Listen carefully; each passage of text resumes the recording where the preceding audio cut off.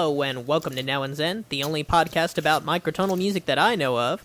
Today on the show we have Aaron Krister Johnson, who began the Un12 organization, writes his own music, hosts a lot of interviews on his website, and works with computers. And I work, and I do computer programming for a living.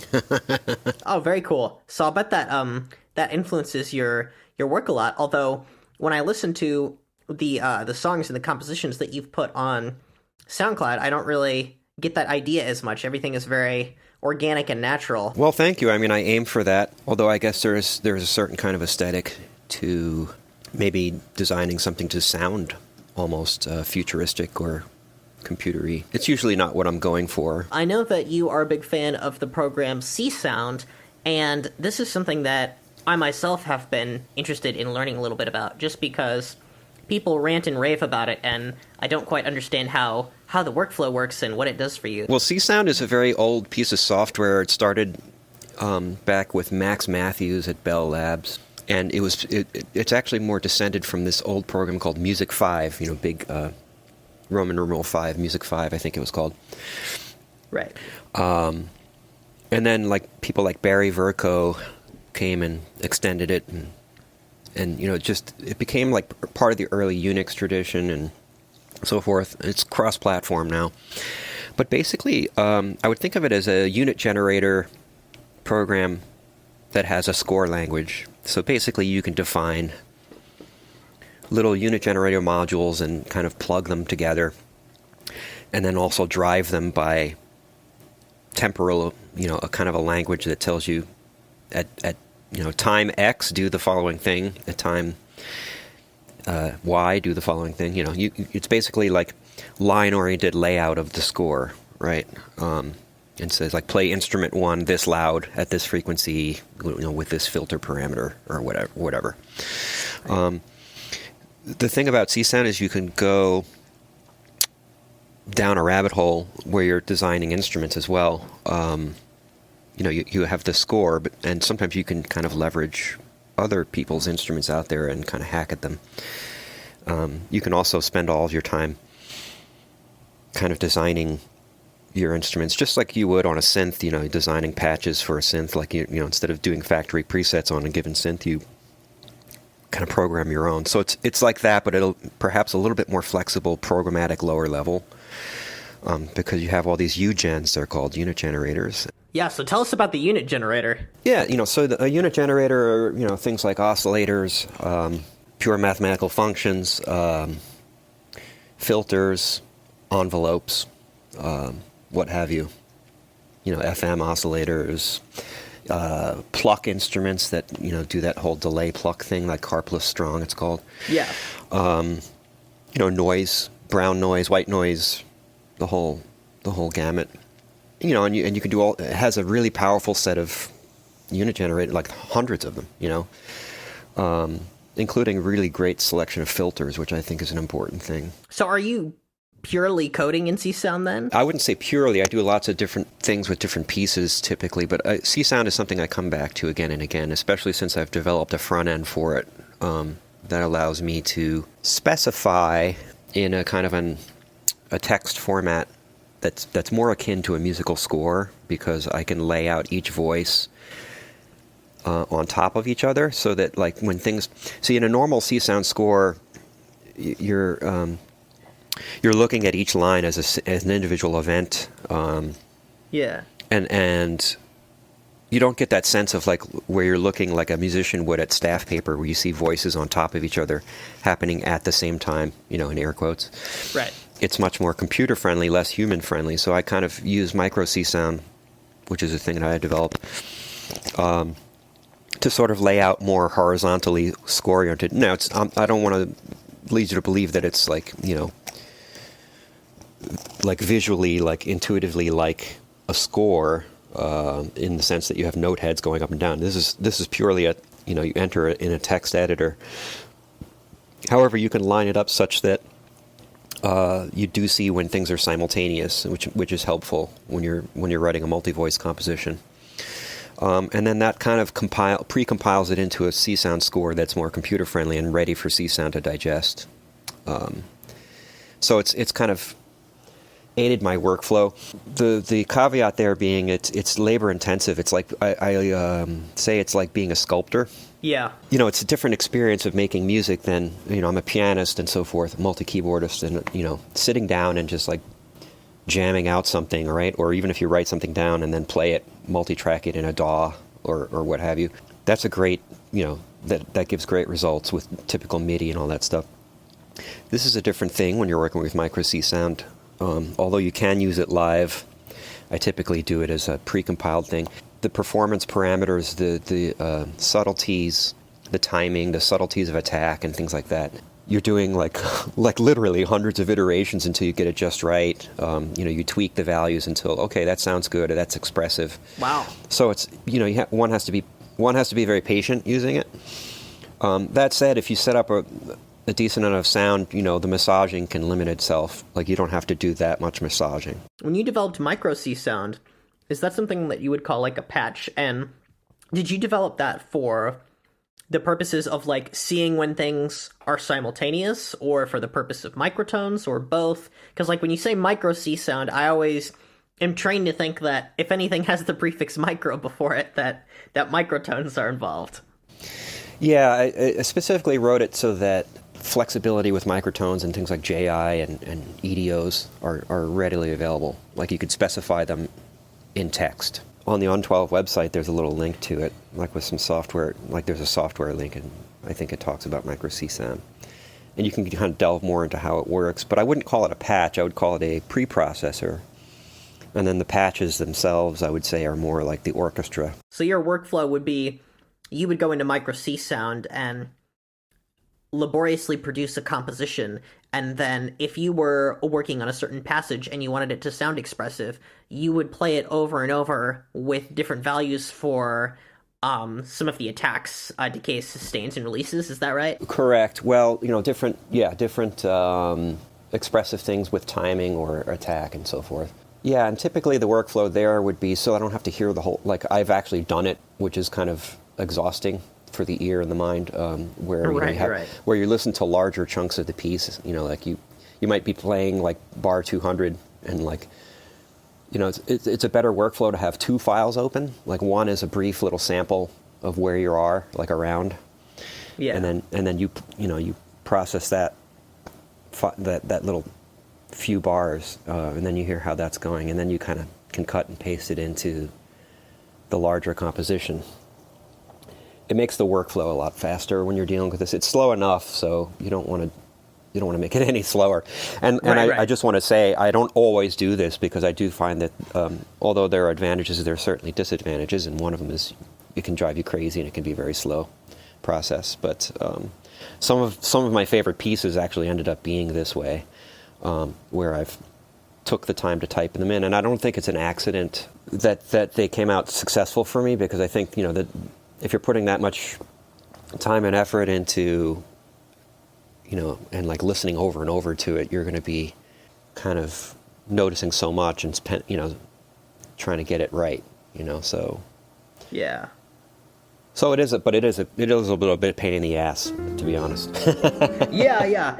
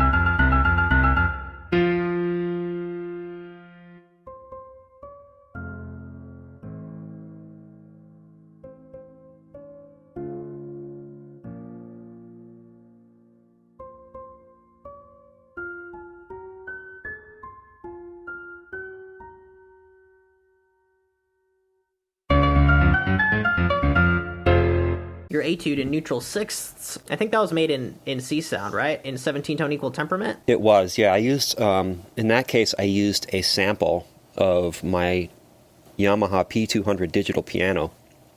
Nice.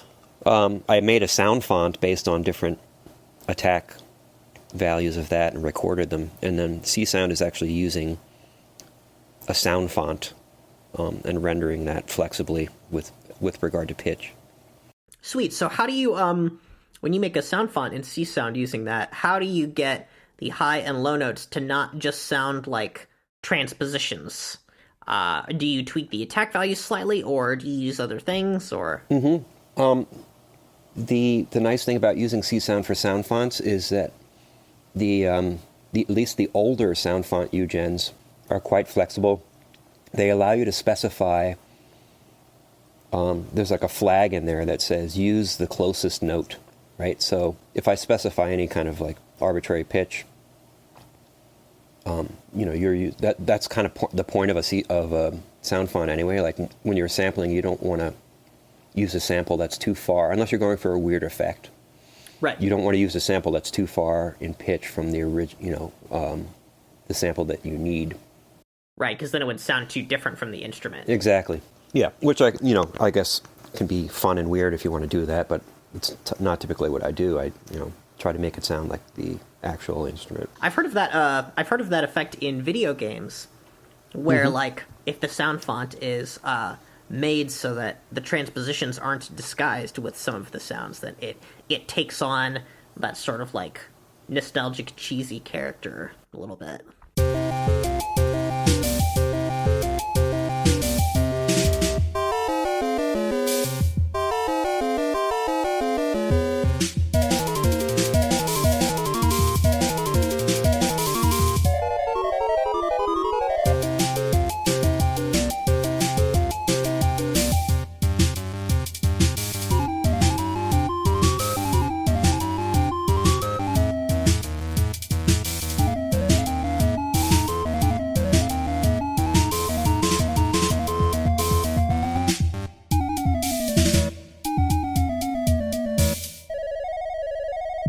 Puhlops and Laugua? Is that how you pronounce that? Puhlops and Laugua. Puhlops and Laugua. Now I finally know how to say it.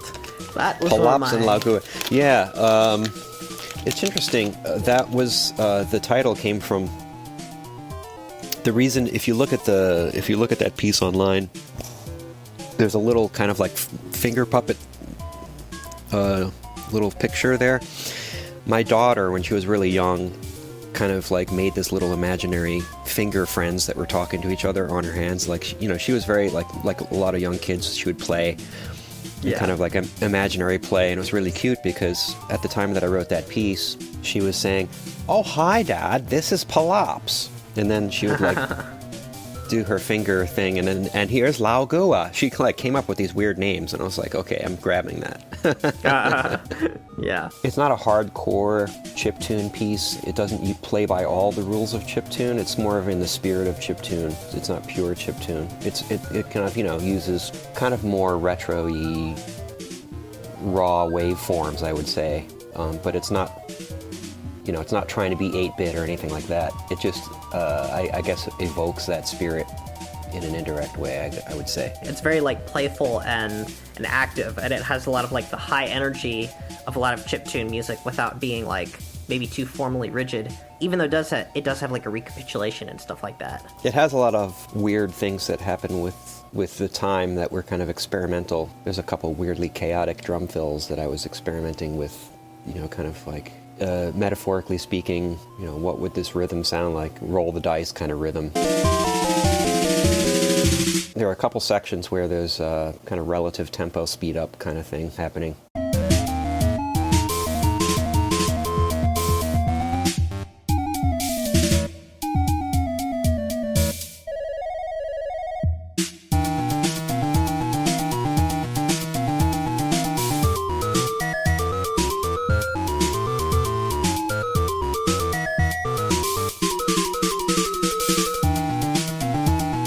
There's like a sense of mischief about it that I think is heightened by the use of the neutral triad and a little bit of its unfamiliarity. So I really, really like the mood of that composition. I feel like it's very unique. Yeah, and the opening is actually a really dumb idea. Like the really simple triads, like the 1-4-1-5. In fact, I think when I first played that for Jacob Barton, he was like, "Oh, that's a kind of a." It was almost like tongue-in-cheek. That's an interesting opening. Like, it's very obvious and very dumb. But I think the reason I did that, like saying it sarcastically. Yeah. I mean, I think the reason I did that, it kind of works in a weird way because I think it sets up. The rest of the piece has so many off-the-wall things. I just wanted to set that up as a little stable kind of motif that can represent home base, if you will. Like, it just comes at the opening, and it's like, okay, it doesn't take much to digest this, but then we're all of a sudden, and then it's all of a sudden it's just like really, Yeah. It's almost like an exercise book, right. Arpeggio, like 1-4-1-5 kind of thing. I also wanted to kind of put the listener at ease because it's like, okay, here we are in 17. There's a neutral triad, so here's neutral triads, folks. 1-4-1-5-1. A neutral triad is like the first thing you think of. The way I think about it is you're introducing some element of oddity and surprise, so give them something comfortable that's recognizable, like some kind of basic progression that they can recognize in their sleep, and then go from there. It's a perfect way to express kind of what I feel like the thrill of like simple dissonance is like, where you have sonorities that definitely aren't major and minor, and everything is moving really fast. Right. I mean, I just really like that. I wonder what would happen if you rendered that intro in 24-tone equal temperament, if you'd be able to tell the difference. I mean, I think so. I think that piece is structured to work well with 17. Yeah, absolutely. Etude in neutral 6 is maybe one of my favorite pieces of mine. I was kind of going for, as you can see in the video, and it's like a picture of Chopin.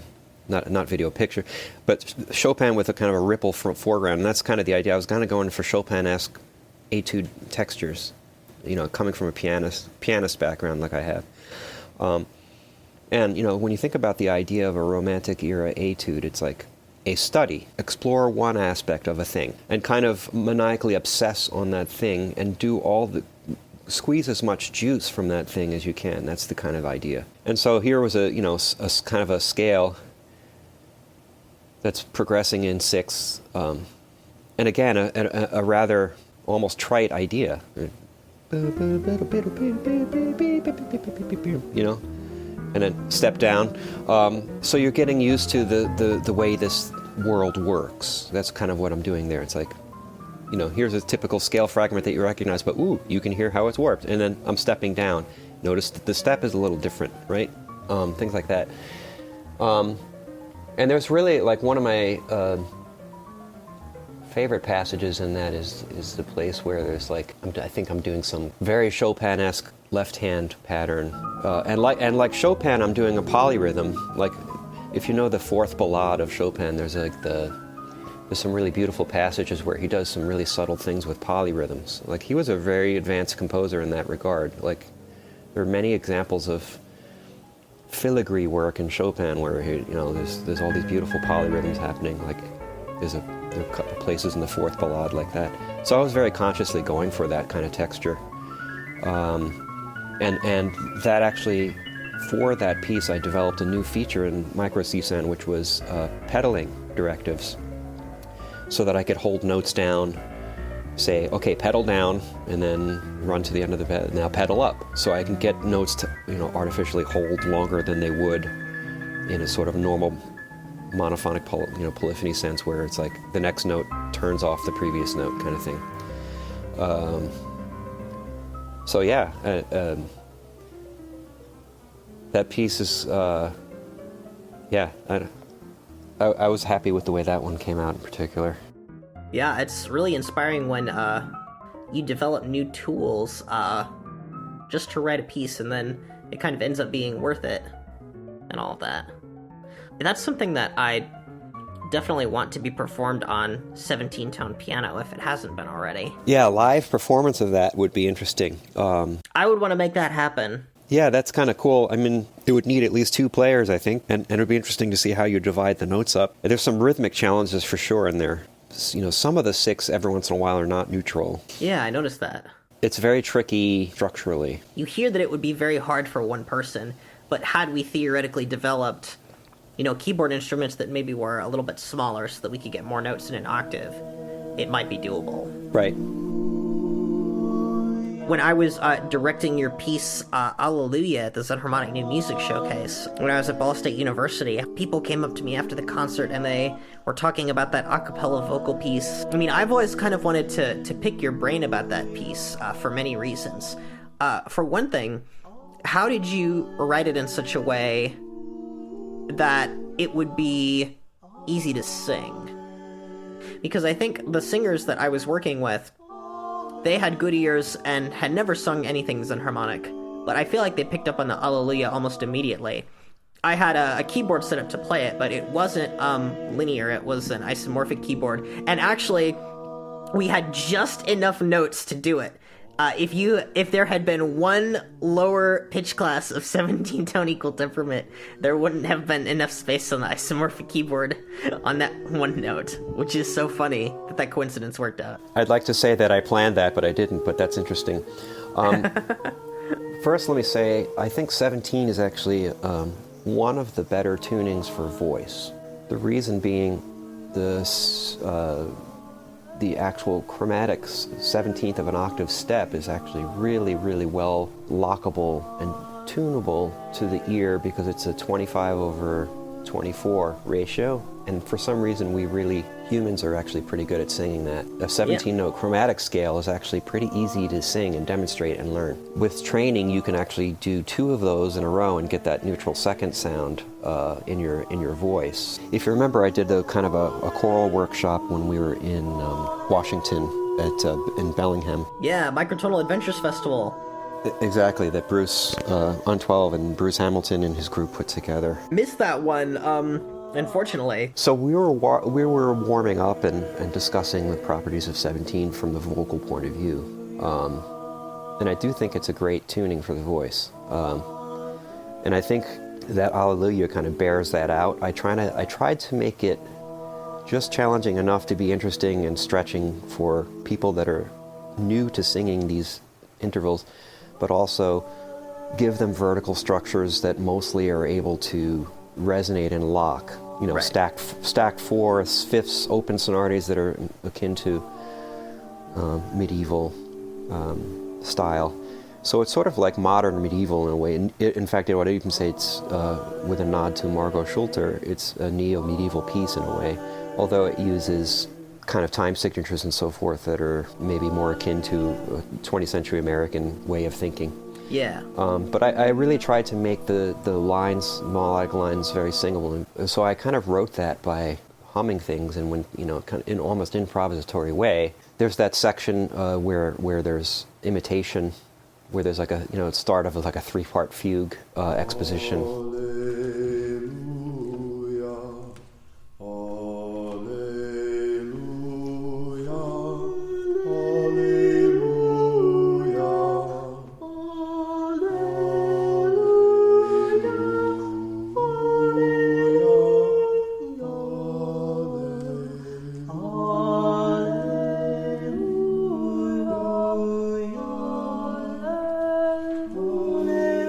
So you kind of say, okay, now I'm going to do a 3-part fugal kind of fugato section.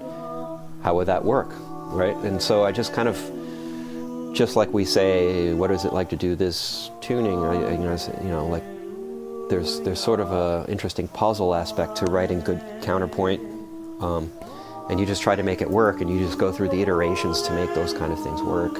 Ultimately, for me, the most important thing is that when I'm sharing the music, I ultimately write music for myself. Like I want to please my own ears, but it's 100% not true in a sense, because I really do like creating beauty and creating a beautiful work and having people be moved by it.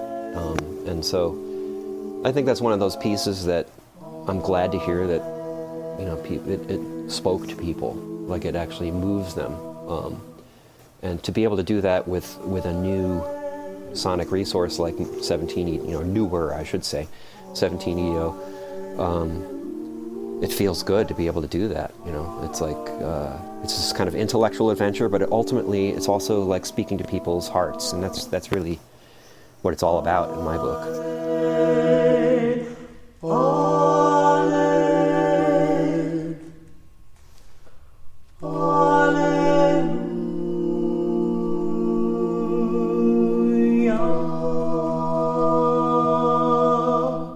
And I think there's even maybe a strong, like, general craving for things that sound neo-medieval, because there's like that sense of peace and beauty that comes from, simple chords and really strong writing. And with the Xenharmonic things that you get from 17-tone equal temperament, or any other Xenharmonic tuning system, you can kind of achieve that sort of state, but with completely different horizontal movement, resolution, things like that, which I think is really, really well showcased in Alleluia. You've got a lot of those harmonies that use perfect fifths. You have so many different approaches to 17 EDO harmony. Yeah, and I think the Margot Schulter has been very instrumental in influencing my thinking on that. How so? Just how to use consonance and dissonance in a kind of a traditional way, but in a way that allows new motions and new vertical sonorities. In other words, having some understanding of how these things were done historically, say in Pythagorean tuning, and then when you get into super Pythagorean, you're just sort of enhancing those things, but you have some new tools in the arsenal. But in a way, that connection to tradition, I always think, is more powerful than just trying to break with tradition arbitrarily. I mean, I have nothing against, and I do it myself, wide open exploration and experimentation. I think arguably some of the better things that I've written and some of the better things that others have written, and some of the things that I get more feedback from that people say, oh, that really moved me or whatever. I would almost say that there is a tradition, there's a line back to some kind of tradition in the past, and I haven't completely broken with that, right? Like it's still there, it's still audible, but there's just new angles of approach, if you will. Do you think that thread in tradition is part of what motivates you to write work that has themes of like antiquity or medieval subjects? I noticed that in your other piece that we did at Un12 that used, I don't know if it was 7 limit or maybe 11 limit. You mean the tree piece thing? Yeah, the tree worship thing. Yeah, not Siloas, but something else. Not Siloas, right? Which is also in 17. Yeah, that's called Evening Song. I got to make a good recording of that. Yeah, the thing that we did at camp, which was very monodic, almost druid-like monophonic chant. Yeah, there was a 7 limit. I think I was just playing some kind of basic organ kind of patch. Right, yeah. Under that. I do like themes of antiquity. I don't know if it's so self-conscious. I think it's as I get older or whatever, I find myself more drawn to early music. I mean, I've always been into that. In fact, I would say that somewhat my journey into tuning was the recognition and reading about historical temperament and the history of tuning, from ancient Pythagorean concepts to well temperaments, and there are these books about tuning your harpsichord and stuff. Even though I've never owned a harpsichord, I've had sampler type instruments that had harpsichord things, and I remember when I first bought a Korg X5DR, the purpose for me buying that unit was to have alternate 12-note tunings that I can experiment with, including just intonation and meantone temperament and whatnot. Yeah. And I remember reading through things like, with friends, I would read through the terpsichore of Praetorius and things like that. So a lot of, early music informed my entry into this domain in a big way. So it makes sense that even if I'm getting out there, I still have a connection to that, and I still look to that music as a model for how to write for instruments and voice. Like that early stuff, like there's no better, more beautiful counterpoint than some of those great, Josquin and Obrecht and whatnot. And so Yeah. I think if I can even just remotely approach what they do in a new way, then I've achieved what I'm out to do. Yeah. At least when I'm writing for voice. But the interesting thing, there was back then, even instrumental music was influenced by vocal music. Like there was very little distinction. Often people would play vocal music that had text on instruments. And so there, earlier on there was less of a distinction. If you go far back enough, everything was vocal at first. Yeah.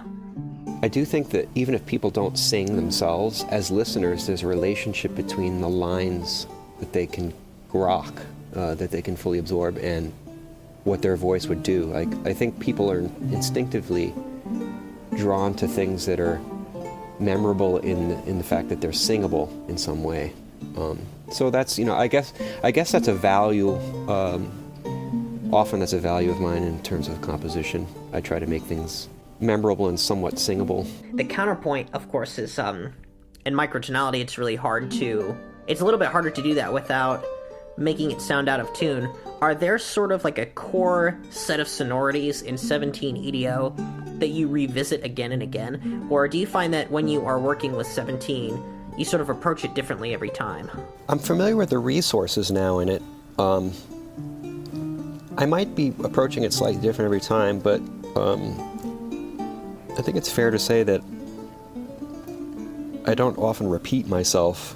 I find maybe that's a flaw in my work ethic or my work habits, because I actually think probably one should repeat oneself a lot to really get cozy with certain idioms, and be prolific. But I'm more of a quality. I try to go for quality more than I do for quantity. So I'd rather take a lot of time on something and do something unique than to try to be like, I'm going to churn out X, Y, and Z. Yeah, I don't know. As far as 17 goes, I try to just think about the sonorities that are available and what I want to do with them. And it probably just comes out slightly different every time because I'm maybe a different person at that moment when I'm writing a certain piece. Everybody's consciousness is inseparable from their personal history. Yeah. And I think also, this brings up another point. I'm not always going for Xenharmonics for its own sake. I mean, I do like Xenharmonics, and I've, probably the most Xenharmonic kinds of things that I've ever done are, a piece like 10 Fantasy, which is in 10 EDO. I've done some things in 7, which is, 7 and 5 and so forth. And they can kind of evoke a non-Western quality, which I sometimes enjoy being in, kind of a neo-gamelonish type thing or something exotic. Like my piece for Juhani is in 7.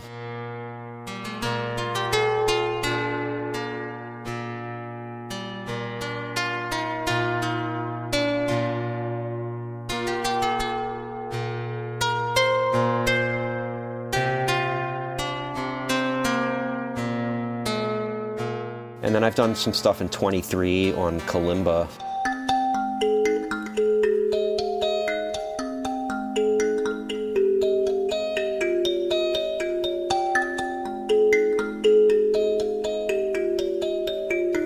Which kind of mutes the zen of it just makes it sound pretty because it's kalimba timbre is suited for that.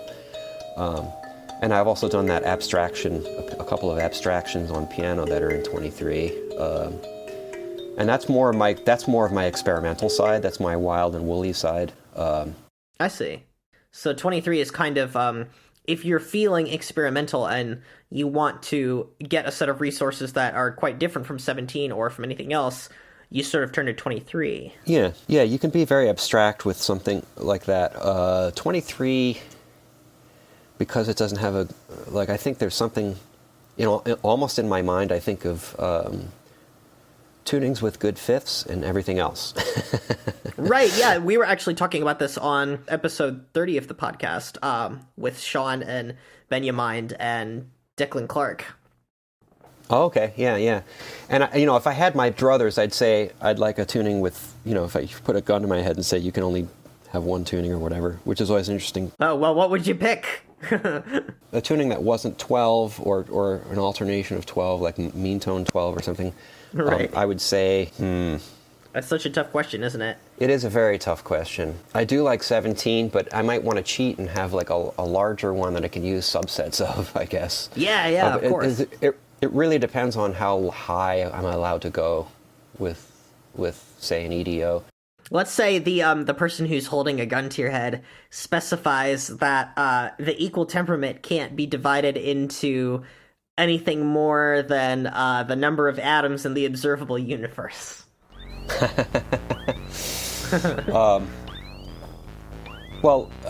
Maybe to use Igliasham Jones's idea of like 24 or below, I might say 17. Yeah, that's a good cutoff. It's Elaine Walker's, I think, cutoff as well. Although she might go even lower than that. The highest tuning she's used is 20 EDO. Yeah. I've never done anything in 20. Maybe because I have a little bit of prime numberitis. I favor prime numbered EDOs. On the other hand, there's this realization that the symmetries in a non-prime EDO and the, shortcuts to dividing the octave and like breaking out of a chain are nice resources too, which is kind of a nice thing in 12. Yeah. Because no interval in a prime EDO, all of them have the same length if you chain them. They all end up being the number of the EDO. So yeah, which is an interesting property. I noticed that in your approach to in Abstraction 1, I heard it and I was like, oh, so those are like two like whole tone scale fragments, but the whole tones are ones from 23 instead.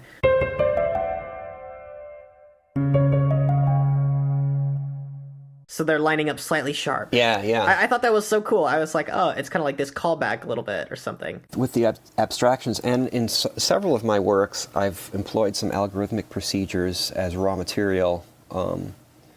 In fact, I even wrote, I think with abstractions, I wrote a front end to micro C sound, so I'm like meta at that point because oh wow, micro C sound is a front end for C sound scores. But then I was like, well, what if I generate a micro C sound score with some kind of procedure? And wow. In that case, I had some Python code that I wrote that did some kind of row-based things, but then wow. I think it would displace them. If I'm not remembering if I did this with Abstraction 1 or Abstraction 2 or both. But like there's this notation in micro C sound where it's like octave dot class, right? And I would actually split those up and then like do a sort of Stravinskyan thing where I would pick a random class and then pick the octave. But it wasn't random as much as ordered, like shifting and permuting of certain sets.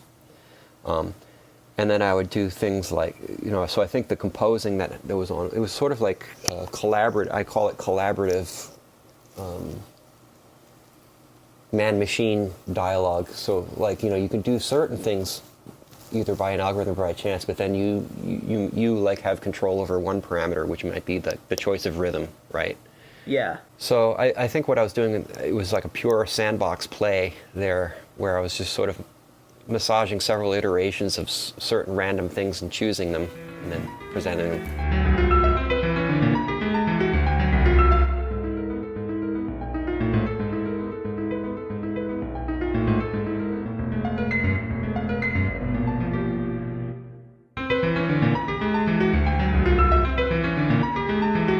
I think if one is intelligent about it, one can do some really cool things with mental games a la serialism and Schoenbergian thinking. It can quickly devolve into the masturbatory where no one has anything to grab on, right? Right. But if you're careful, you can get some really cool things, and that kind of tradition goes back even to the Ars Nova medieval thinking. I want to kind of explore this more in my future work. Do you know about the idea of a mensuration canon? Yes.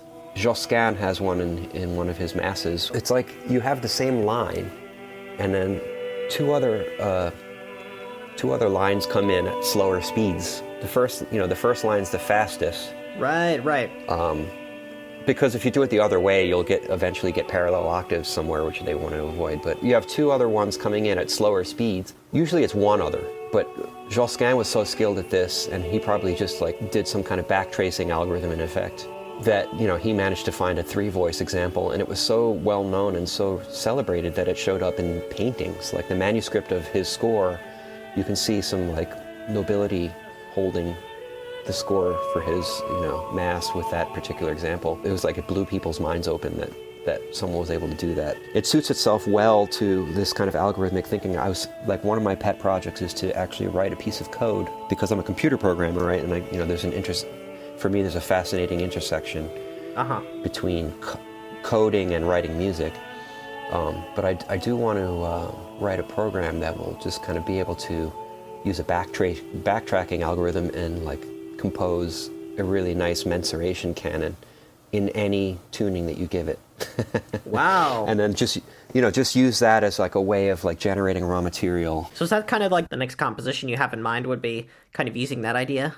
I never got around to doing it because part of me struggles with if I do that, I can spit out a whole bunch and maybe they'll all suck. Or by the time I write the program that can do this, I probably could have 2 or 3 of those that I just struggled writing with myself, and maybe that's the better way. I don't know. Right. I think it's really hard to make the creativity that we have as composers, as human composers, algorithmically available, although there is this guy named David Cope who did some surprisingly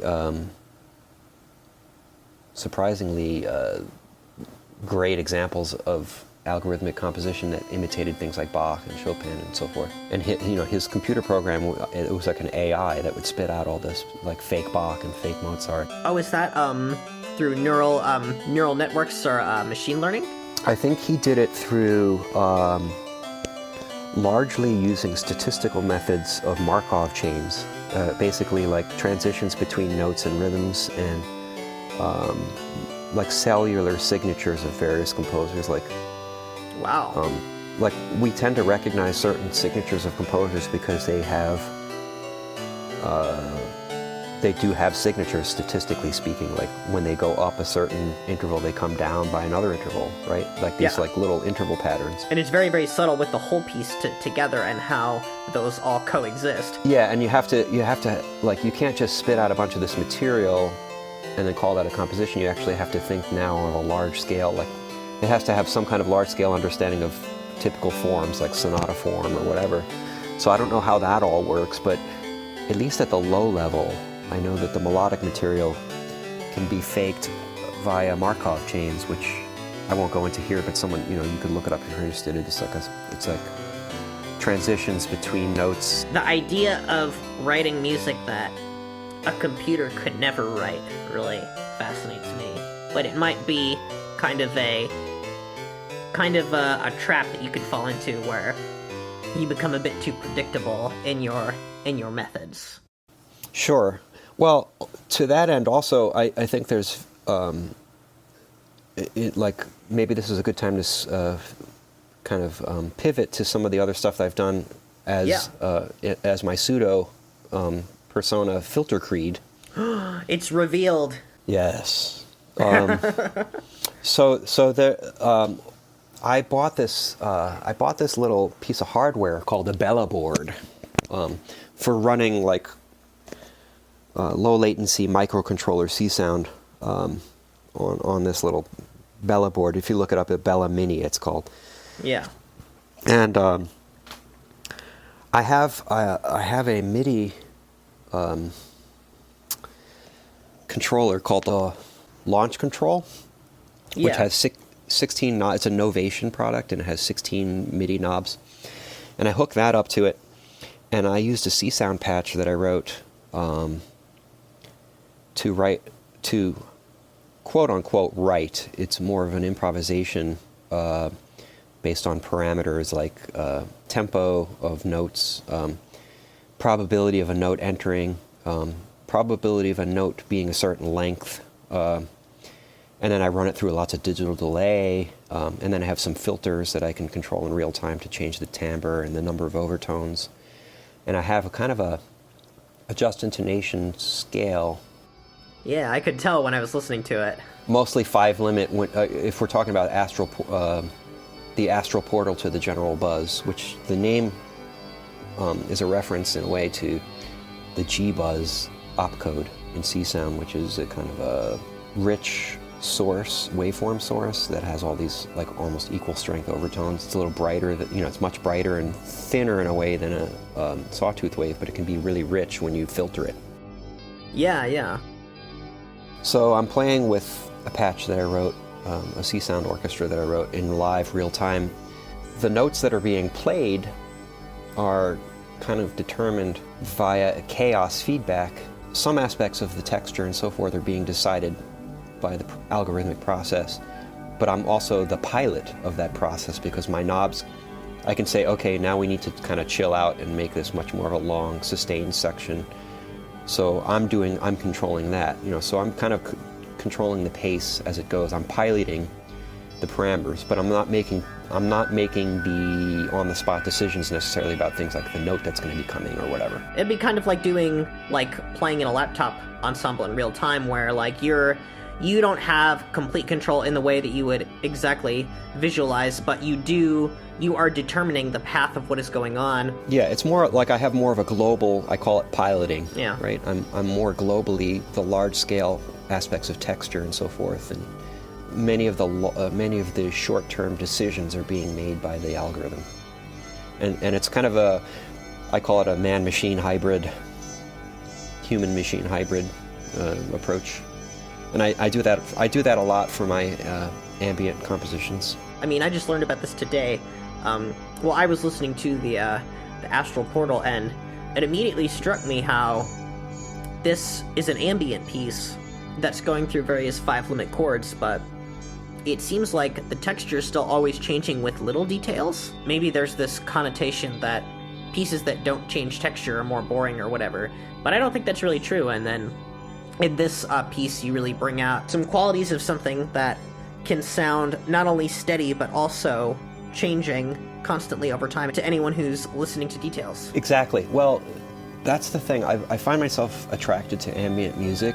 I know it's not everyone's cup of tea, but I really love it because Brian Eno, the founder, the father of ambient music, said the ambient music can be, the real definition of it is that something that you can tune out and it can be like wallpaper and kind of be like relaxing background murmur, right? But it's interesting if you pay attention to it. Like there's something that you can get from it if you pay attention to it, like the moment-to-moment texture changes. And when I'm able to do that, and live up to that definition, that's good enough for me, and especially if it's pleasant. But I also have there are some times where I've done some darker ambient things. The most recent one that I did as filtercreed was No Reply from Sector 5.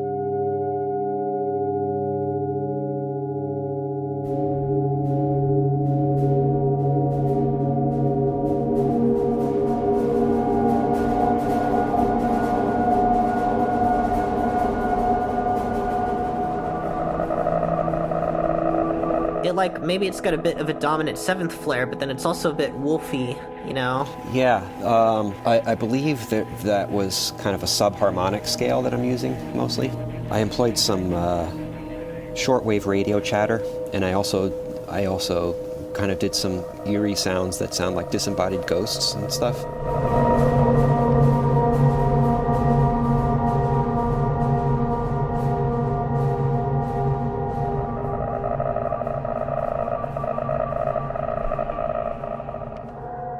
I never heard this definition from Brian Eno before, but I guess the really important quality there with the whole wallpaper analogy is that of time, right? It's almost like the sense of time isn't so rhythmic and square and locked in to a tempo as much. It's almost like you leave and you enter at any point, and it seems like a really like a really poignant like metaphor for eternity or something. I'm a big. I've kind of like dug into this genre, and I think this really, it can be really effective. I also like some drone music, and I do enjoy like krautrock and things like that. So there's that part of me that's tuned into that, and I think that's part of the reason I hadn't really thought about it, but one of the reasons I use a pseudonym for that is because it allows me to completely embody a persona that's all about that. You know what I mean? Like it just... Yeah. I don't have to be Aaron Krister Johnson. I can just be filtercreed and do this thing. Here's Eno's quote: "Ambient music must be as ignorable as it is interesting."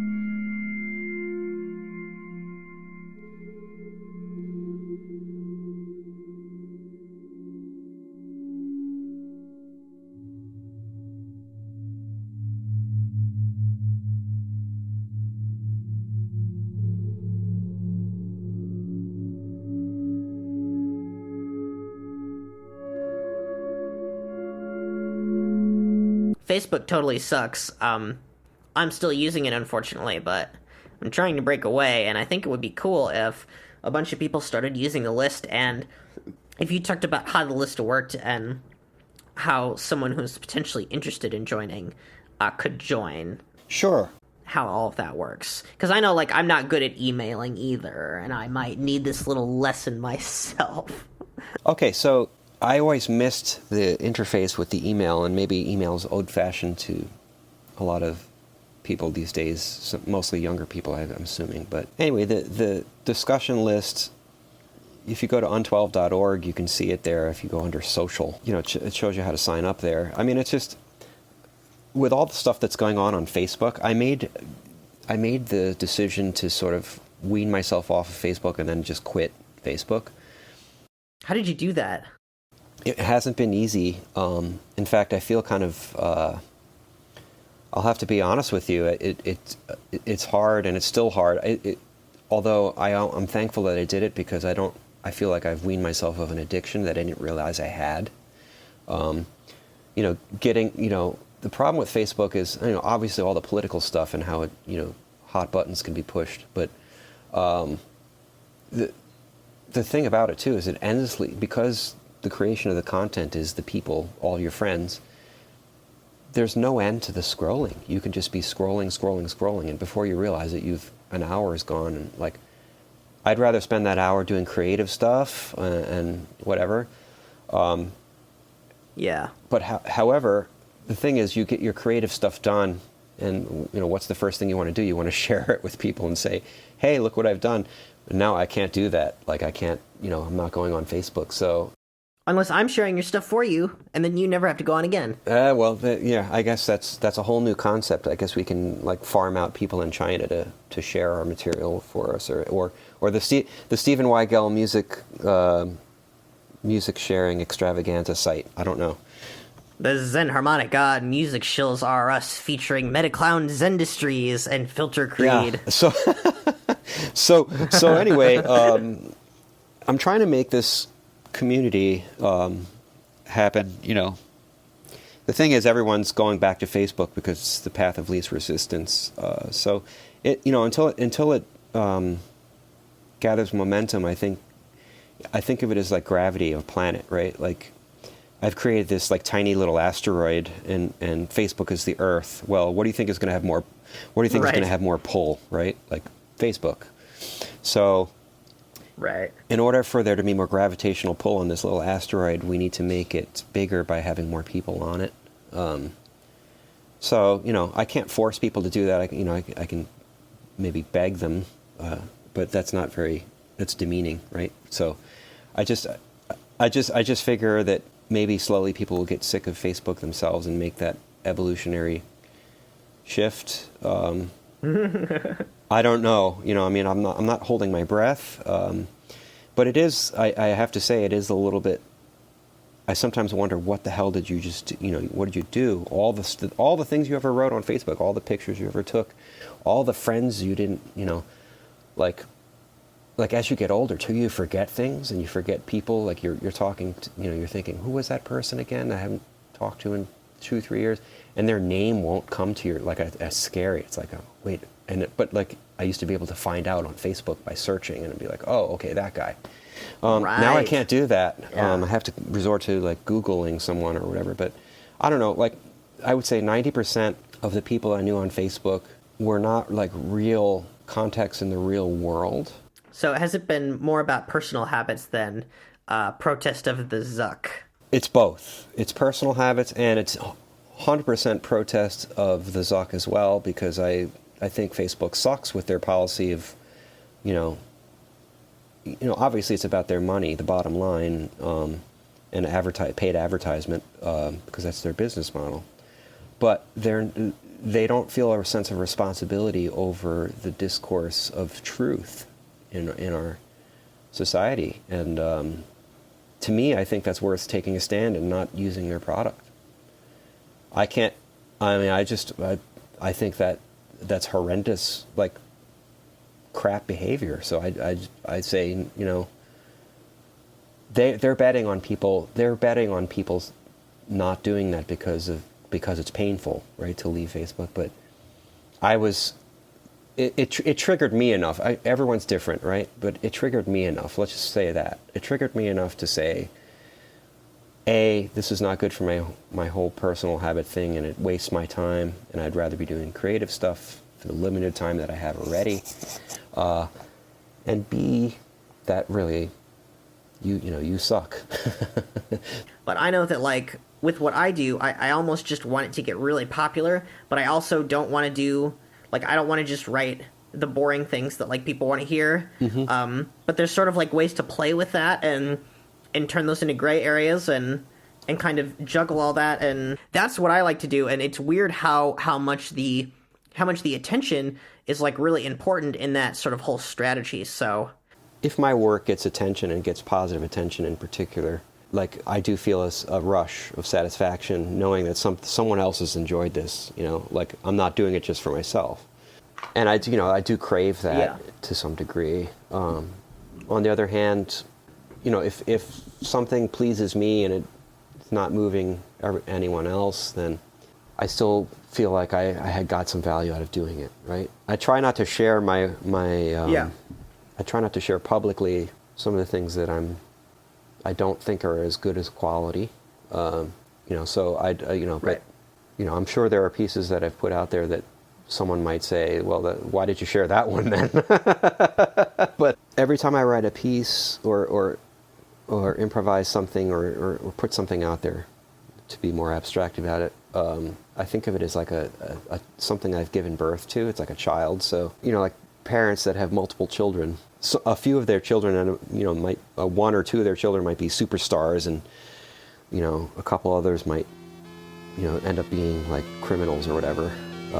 But they're still your children.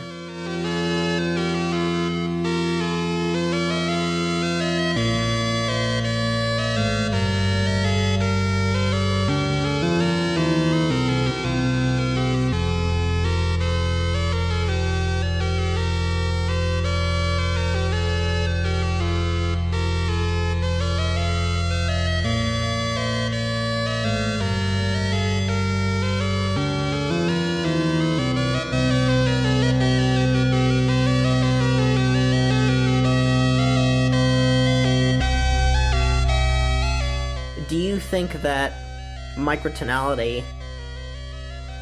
Well, do you think that writing microtonal music makes it easy to make the other parameters of your music conservative? Or do you think that helps the music at all? I've heard that a lot from people, like if you're writing something Xenharmonic, you probably want the rhythm of the piece to be fairly square and things like that. And I don't know if I necessarily view things as that much of like a binary trade-off, but it seems to me to be like a really sort of prevailing attitude. So I wanted to know what you thought about that and what your composition experience has taught you about the success of it. Well, that's interesting. I do think there is a cognitive overload possible. Sometimes, a complex tonality plus a complex rhythm plus like really weird timbres and plus whatever. Unless you're like a hardcore type of adventurous 20th century music listener or whatever, that might be off-putting. Yeah. Right? For many people, I find myself calculating for cognitive comfort. Because I think I'd rather communicate something than communicate chaos or nothing. That said, going back to ambient music, I think that's one of the interesting things. Like if you want to highlight tuning as a phenomenon, like sometimes we have to like listen slowly. Yeah. And so I think ambient is a good genre for that because you can actually lay out qualities of intervals and they speak for themselves over time in a way. Right. That becomes very apparent. The other thing is I entered this game almost to improve consonance and improve beauty of sonority, like, a la meantone for early music and so forth. And for instance, I have a piece that I'm really happy with that I call the Echo Pastoral, which is a strict canon with an obligato bass line. That's in 31, but I'm just using 5-limit kind of neo-baroque. I'm not trying to be Zen at all there. There's not a Zen moment in that, but it's what I would call a positive, uplifting composition that's designed to put a smile on your face, make you feel like, hey, I'm at a picnic in nature, or, whatever. It's a pastoral.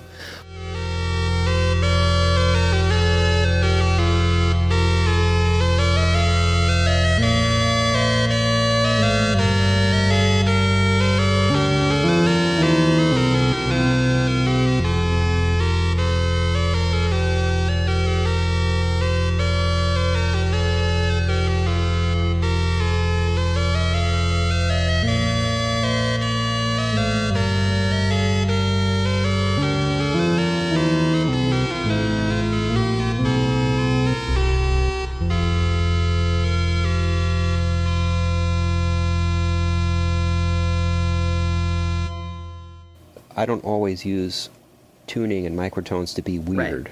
Right.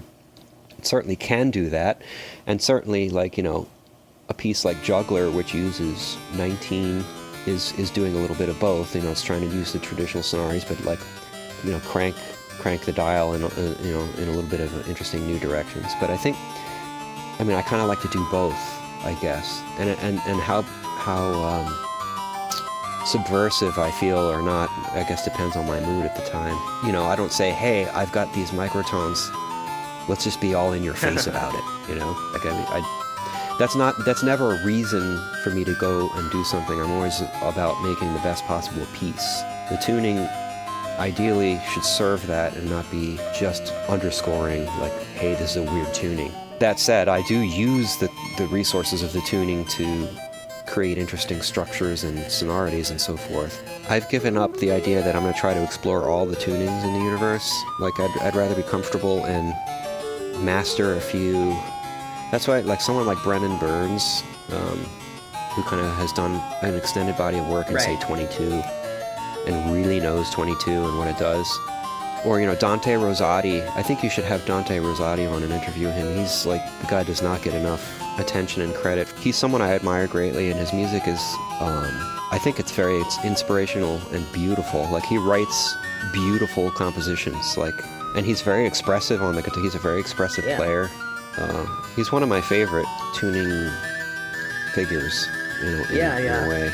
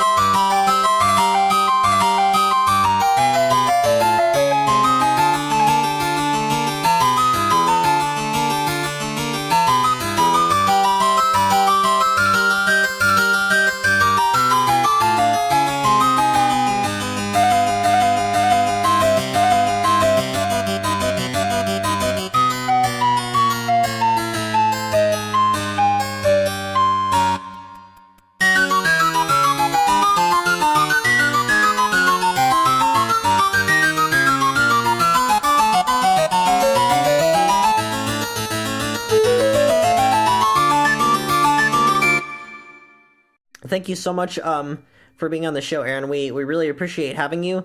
Be sure to come to well, I don't know if we can.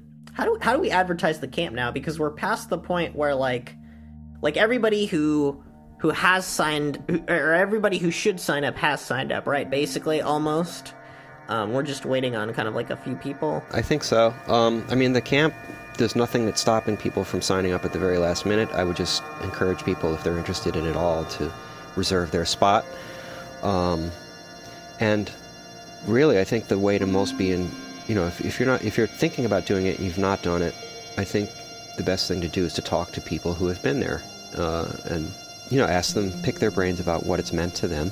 I'm pretty sure everyone that's been there has had a really positive experience. Yeah, absolutely. I've always found it refreshing and inspiring, and I go home feeling energized and feeling renewed, and, you know, why I think this is cool and important stuff. It's kind of become like my yearly highlight. I'm very, very thirsty for chromaticism and all of that, so I'm going to be pretty excited this year. All right. But thanks again for having me on. It's been a real pleasure to talk to you. Yeah, thanks so much. Okay, great. Bye-bye. All right, ciao. See ya. Cool.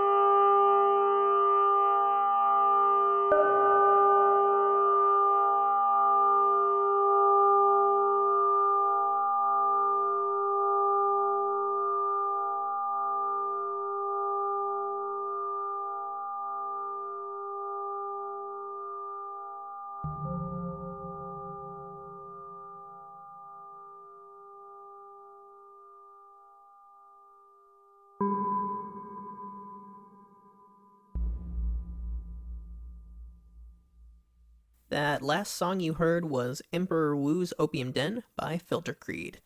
Thanks for listening to this episode. Our next March episode will feature Hunter Ewan. Recently, Now in Zen was featured in FeedSpot's list of top 10 music theory podcasts. This is a big honor. Check out their link in the show notes for more info on how we stack up, and a great list of other podcasts in a similar vein. Recently, we hit the 20 patrons mark, which is super exciting and helpful. Donations are much appreciated during this occupationally uncertain time.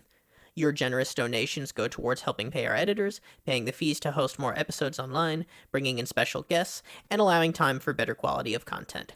We also have additional conversations and bonus content for our top patrons only, though we want to continue to make the majority of our show free and accessible to everybody.